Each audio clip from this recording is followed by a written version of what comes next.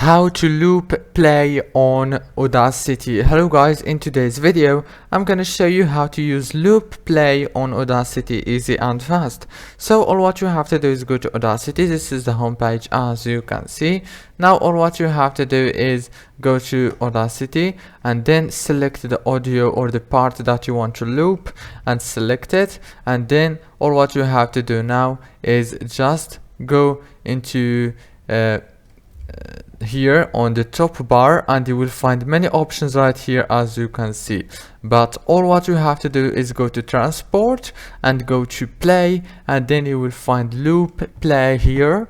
Click on it, or you can just click on shift space. This